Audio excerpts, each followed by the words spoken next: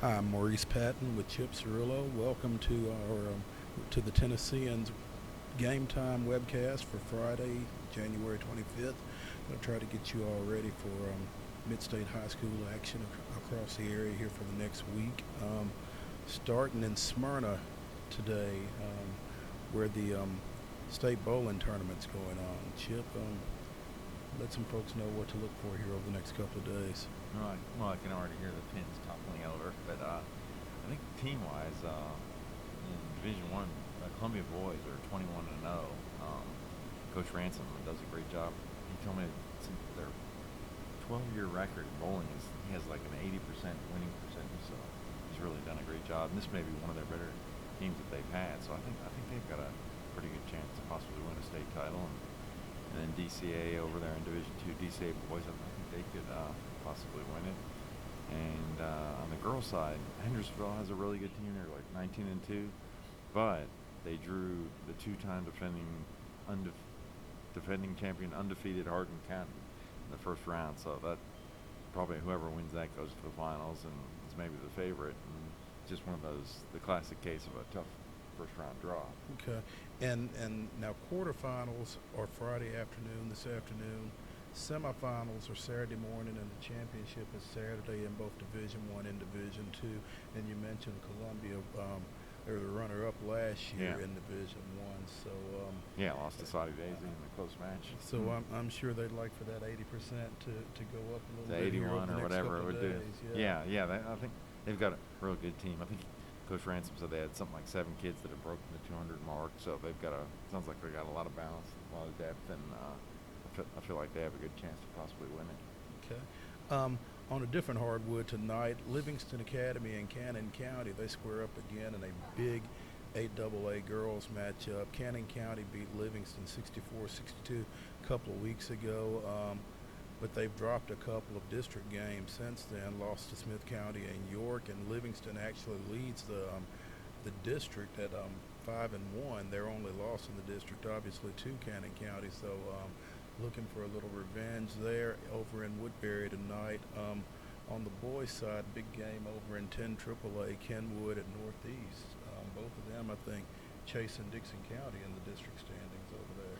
Yeah, Kenwood has a guard named Daniel Norrell, and he's got offers from MTSU and Murray State. So he's a real talented kid, averaging something like 17 points a game. And for Northeast, Vincent Johnson doing almost the same scoring average, 17 for him. And I guess the big storyline at Northeast, they lose Alex Poithers to Kentucky, but they still have a pretty solid team this year. So Coach Cooper's done a real good job with those guys. Yeah, I think you would expect when you lose a talent like a Poitras, a Mr. Basketball, a Kentucky signee, that you're going to kind of take a step back. But Yeah. they may not be the powerhouse that they were with Poitras, but obviously they're very competitive. And like I said, I think they're both right there behind Dixon County for the lead in that district with a few games coming down the stretch here. Yeah, Dixon had a few injuries, but I think they're getting healthy now, and I think they're going to make a really strong run down here at the end of the season as the tournaments get close. And Jaquan Lewis, you can't say enough good things about him. Tomorrow night, big matchup, basketball doubleheader. CPA goes over to Ensworth goes over to CPA. Let me get that right. Been a big demand on tickets on that already. If you don't already have yours, you may be out of luck by now, but you might want to check into that. Girls game, Ensworth made the Division II AA finals last year. They're 17-1. Their only loss was to Riverdale in the season opener. CPA won the Class AA state championship on the girls' side last year. They're like 14-4, and should be a pretty good ball game. I know a lot of folks will want to talk about the boys' game, but this girls' game should be a pretty good matchup as well. Obviously, on the boys' side, both Ensworth and CPA won state titles last year. CPA in AA, Ensworth in Division II AA, and they both got a boatload of talent. CPA won the King of the Bluegrass again this year, so a couple of really good ball clubs there. Yeah, you look at CPA in the front court, they got Braxton Blackwell and Jalen Lindsay. They're both in the 6'6", 6'7" range and getting all kinds of offers. And And then Braxton Bonds, the point guard, he's doing a great job for him this year. And Jake Allsmiller, one of the best three-point shooters in the state. I think he's getting close to if you can imagine, 300 three-pointers already. So, and he's only, I want to say, a junior. So he's got a bunch of offers too. And so they're loaded. And then Ainsworth probably got one of the better backcourts of any team in the state. You know, you got Cornell, been the MVP in the state tournament the last 2 years, and then you got Andrew Fleming, who's got a couple SEC offers already, averaging 20-something a game. So, Coach Bowers, and they play to win. So this is going to be a great game, I think. You know, I was really wondering early in the year, Fleming was putting up some big numbers, and I thought it might be either the football guys weren't back yet, or Corn hadn't gotten his basketball legs under him yet, and I figured his scoring would go down once those guys got reintegrated into things. He's continuing to score at a pretty high level. Yeah, there's no doubt he's a pure shooter, and the curse of Andrew Fleming here. And he's a pure shooter, and he put up monster numbers when the football players were out. And it went down a little bit, but still he's way up in the 20s, and the Furby kid, he's really good too. So this is gonna be a good game. Yeah.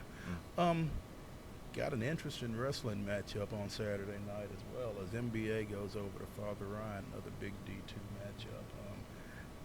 Those two programs, they don't like each other, and it's interesting because the coaches are brothers, Frank Simpson at NBA, Pat Simpson at Ryan. But you know how siblings get after it, and it apparently trickles down because in the Ryan Invitational a couple of weeks ago, there were a few Ryan NBA matchups in the finals, and they get after each other. If you're a wrestling fan, this will be a good one to go see Saturday night, 7:00.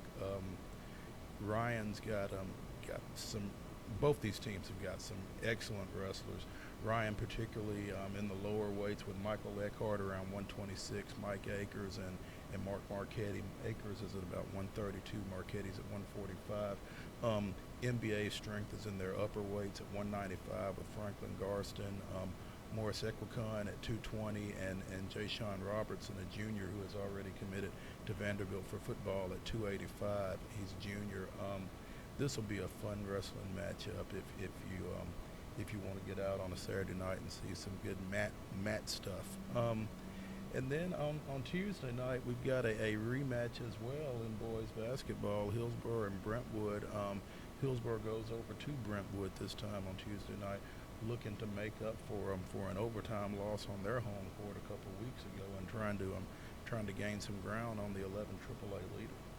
Yeah, unfortunately for Hillsborough, they've lost a little momentum here. You know, they were real disappointed with the overtime loss because they thought they could have won it in regulation, and a few nights later they lost to Ravenwood. So this is really a big game for them.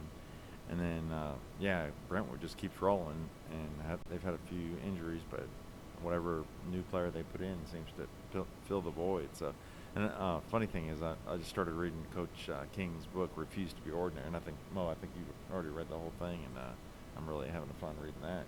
It's a fun read, and if you know Dennis at all, it's kind of a reflection of him. It's a good book. But you were talking about Hillsborough and their momentum. Brentwood has continued to gain momentum. Big win the other night against Ravenwood in their Battle of the Woods over at Ravenwood, I think, Tuesday night. Regardless of what their records are or anything like that, that's always a big matchup. And for Brentwood to hold off Ravenwood, that's just another feather in their cap going forward, I would think. Yeah, and I guess Ravenwood showed how good they are if they can beat a team like Hillsborough. So that's one of those teams you want to avoid. They can sneak up and beat you. So those are a few of the happenings going on here over the next week in the local high school sports scene. Go check something out, and we'll see you next Friday. I'm Maurice Patton, Chip Cirillo for the Tennessean. Thanks for watching us here on GameTime.